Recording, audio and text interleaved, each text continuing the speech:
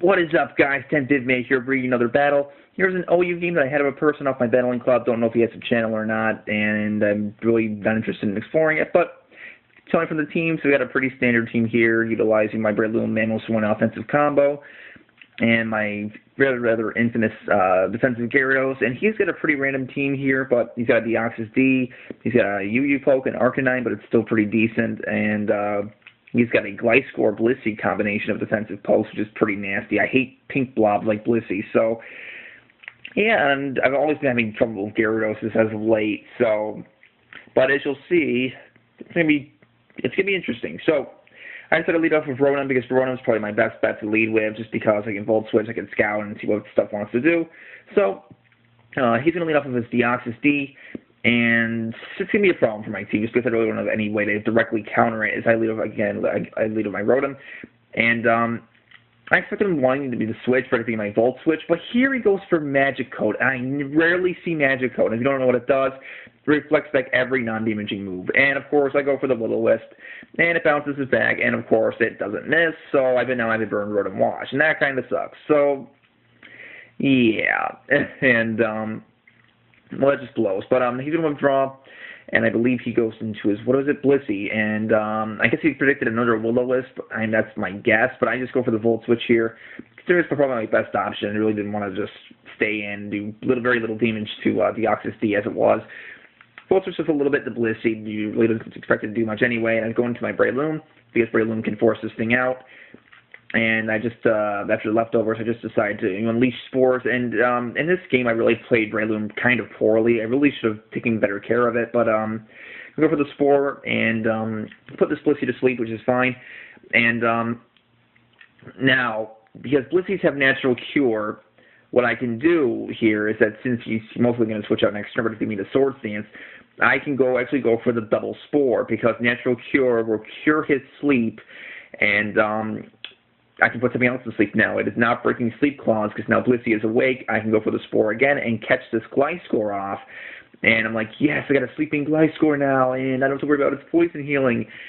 And it actually turns out later in the game that this Gliscor isn't even a poison heal one, so that really caught me off guard. Now he goes out into his Gyarados, and I'm scared of this thing greatly, and I'm just going to be kind of dumb instead of a Sword Stance, forgetting this thing is still alive, and most likely will outspeed me, just because it's a Gyarados, and Gyarados is outspeed Breloom's. And this thing actually packs the bounce, and I'm like, well, shoot. Bullet Seed definitely would have killed, but there's no way I'm going to bank out and miss. Bounce only has an 85 accuracy, but every time I face a bouncer, it always hits. So I'm going to switch out and go into my defensive Gyarados. And Gyarados is pretty much the MVP of this game, because I'm going to intimidate him. It doesn't care if he's bouncing up high, it still will lower his attack. Goes for the bounce, and to be honest, it does squat diddly. So Gyarados taking hits like a boss.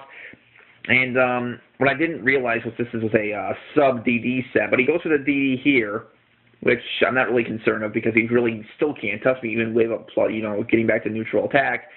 And here I'm just going to go for the T-Wave and, prevent him from doing stuff. And I guess he thought it was a more offensive Gyarados, but it should have alerted him right away that I was more defensive, considering how little it took from that bounce, considering its stab and all. So, yeah, but he's going to be forced to withdraw here for the most part. He's going to bring out his Blissey, and I predict this, and I go for the taunt, which is amazing, because now he can't really do much to me at all.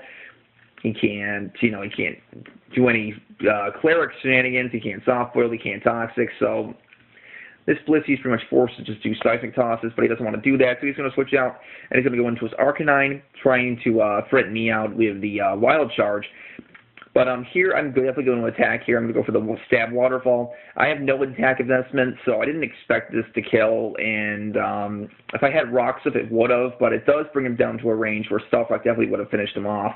But again, I didn't have a chance to set him up yet. So now comes the Arcanine. I'm predicting the Wild Charge, but I was kind of worried he'd over-predict and go for the Flare Blitz, which is why I did not bring in my Mammoth Swine. I just bring up my Ronan to take the hit, because I know Ronan can take it fairly decently. Goes for the Wild Charge. And it does a decent chunk to my Rotom. Not too much, but, yeah, stuff.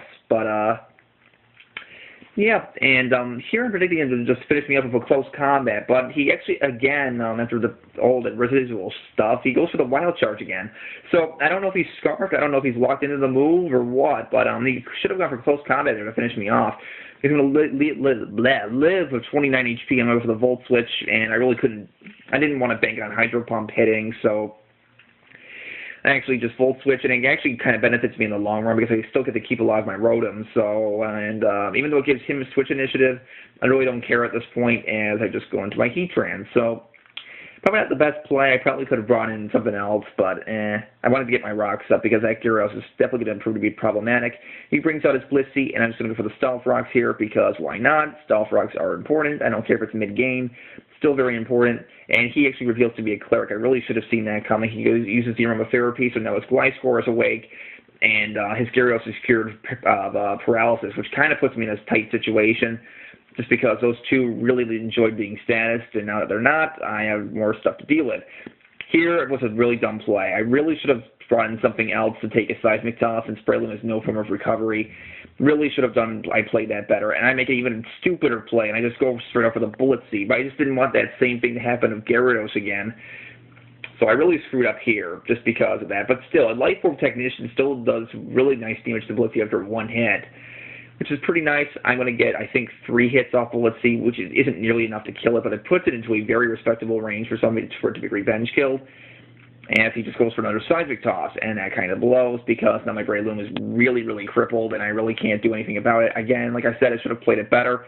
But, you know, I'm still trying to get used to Breloom, even though the last couple of games I used it, I played it really well, but not today, unfortunately. So he's going to withdraw and go into his Deoxys. What I should have done was I should have Spored on the Switch. I really should have. I don't even know why I went for Mach Punch. I don't know what I did, but that's exactly what I go for, Mach Punch, which was a stupid, stupid, stupid play. I don't know why I did it.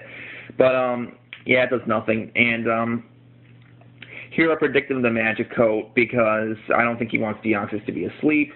And I really don't care because I'm just going to pretty much sack my Breloom at this point. I just want to get some decent damage off on the Deoxys. So he goes for Magic Coat, not going to fall for that same trick twice. And I'm going to go for the Bullet Seed, and it's going to do, you know, respectable damage, I guess. And I think I get 4 hits off this. And it's actually pretty nice because it brings Deoxys into a very respectable range to revenge killed. So my Breloom dies to Life Orb Recoil, but it's fine. Don't really care too much. I mean, I really could have used Breloom later on, but it did its job. You know, it broke some walls down. It broke down Deoxys and it broke down Blissey, so I really don't mind too much. And I'm going to bring out my Sash Alakazam to try to finish him off. I really don't care if he brings out Blissey because I'm pretty sure a Focus Blast will kill that if he switches into it. So I'm just going to finish off the Deoxys with a Shadow Ball, and we're looking pretty nice.